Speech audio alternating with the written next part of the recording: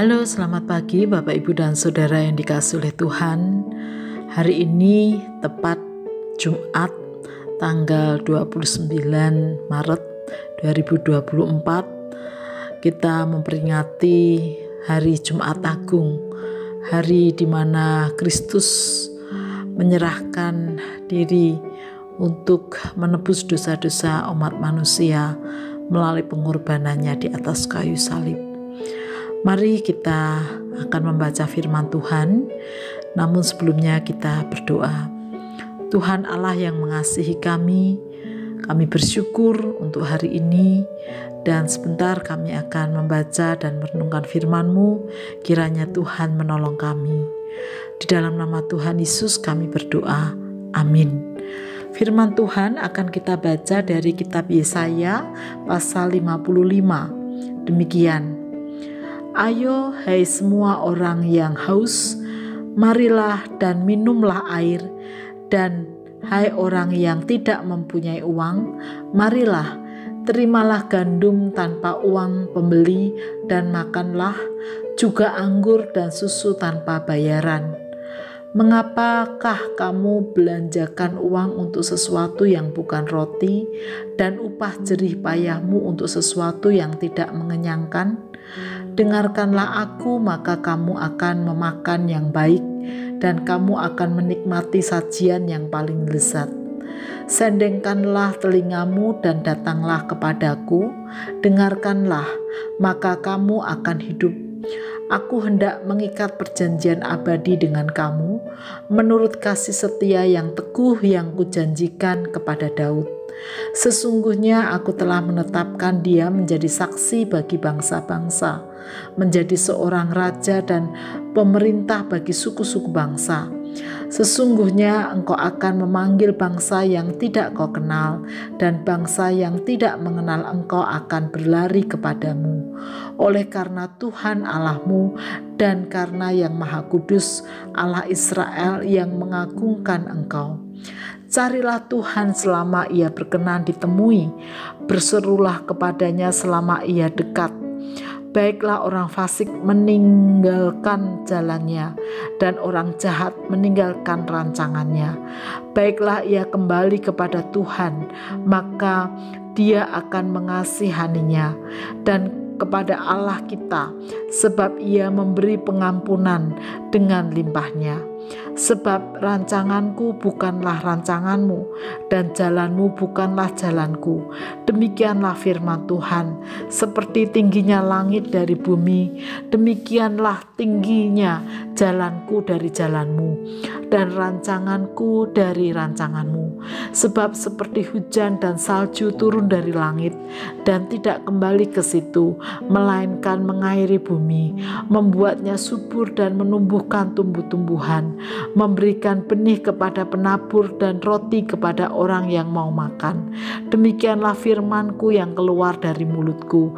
Ia tidak akan kembali kepadaku dengan sia-sia, tetapi ia akan melaksanakan apa yang ku kehendaki, dan akan berhasil dalam apa yang kusuruhkan kepadanya. Sungguh kamu akan berangkat dengan sukacita dan akan dihantarkan dengan damai. Gunung-gunung serta bukit-bukit akan bergembira dan bersorak-sorai di depanmu, dan segala pohon-pohonan di padang akan bertepuk tangan. Sebagai ganti semak duri akan tumbuh pohon sanubar, dan sebagai ganti kecubung akan tumbuh pohon murat. Dan itu akan terjadi sebagai kemasyuran bagi Tuhan, sebagai tanda abadi yang tidak akan lenyap. Bapak, Ibu, dan Saudara dikasihi oleh Tuhan, di hari Jumat Agung ini kita mensyukuri pengorbanan Kristus untuk keselamatan umat manusia. Namun rasa syukur itu harus diwujudkan dalam praktek hidup sehari-hari. Salah satunya adalah, maukah kita juga dipakai oleh Allah untuk mewartakan berita keselamatan itu pada orang lain, agar semakin banyak orang menerima keselamatan yang Allah sediakan. Sebagaimana dalam kitab Yesaya pasal 55 ini, yang merupakan ajakan kepada umat Tuhan yang sudah menerima keselamatan yang dari Tuhan itu, yang sudah menikmati anugerah Tuhan itu, untuk turut mewartakan keselamatan bagi bangsa-bangsa.